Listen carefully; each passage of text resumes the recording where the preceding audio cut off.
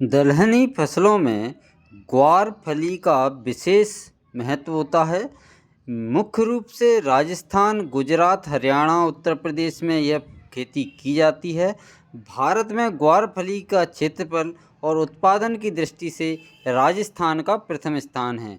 तो किसान भाइयों, आज हम ग्वार की खेती कैसे की जाती है इसकी पूरी जानकारी देने जा रहे हैं। तो पूरा वीडियो ध्यान से देख लें ताकि आप भी ग्वार की खेती कर अधिक से अधिक मुनाफा कमा सकें।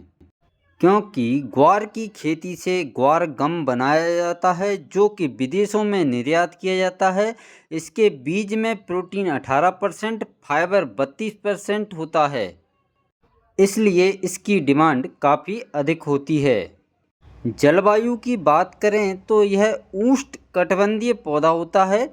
इसके लिए गर्म मौसम की आवश्यकता होती है। फसल को 30 से 35 डिग्री तापमान की आवश्यकता होती है। बुवाई के समय तापमान अंकुरण के लिए 32 से 38 डिग्री सेंटीग्रेड तापमान बहुत ही अच्छा माना जाता है।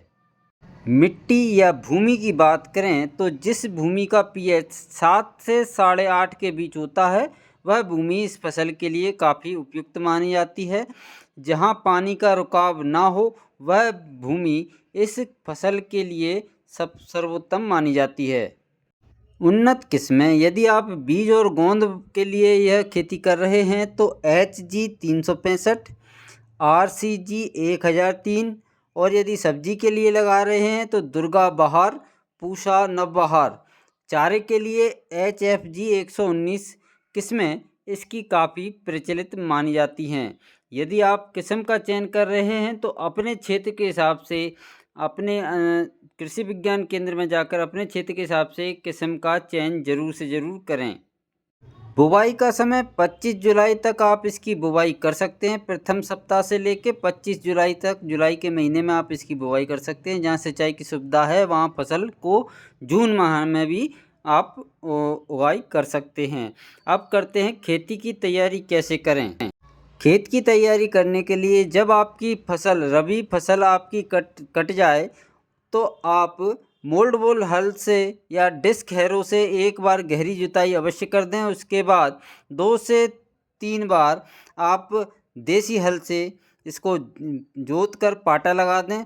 अच्छी उपज प्राप्त करने के लिए आपको उचित रूप से समतल खेत की आवश्यकता होती है। खेत में जल निकास का अच्छा प्रबंधन भी आपको करना आवश्यक होता है।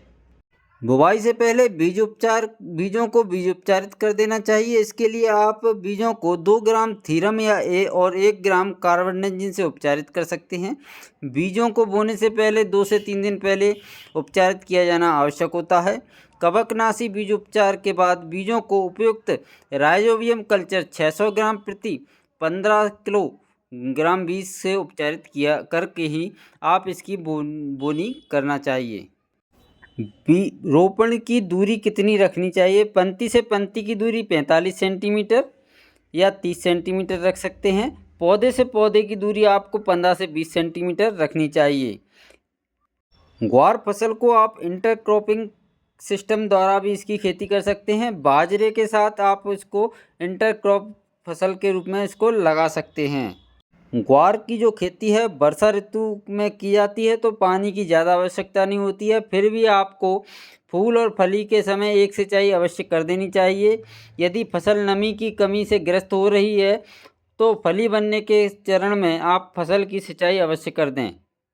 खरपतवार नियंत्रण करने के लिए आपको 15 से 20 दिन बाद एक बार निराई गुड़ाई अवश्य कर देना चाहिए। उसके बाद दूसरी निराई गुड़ाई 40 से 45 दिन बाद कर देना चाहिए। कटाई कब करनी चाहिए। जब आप दाने वाली फसल लगा रहे हैं तो पत्तियां 50% सूख चुकी हों, फलियां भूरी हो गई हों, तब आप इसकी कटाई कर सकते हैं। कटाई के बाद फसल को धूप में सुखाना चाहिए। फिर हाथों या थ्रेशर द्वारा इसकी थ्रेसिंग की जा सकती है। चारे की फसल के लिए फसल को फूल आने के समय अवस्था में काट लेना चाहिए।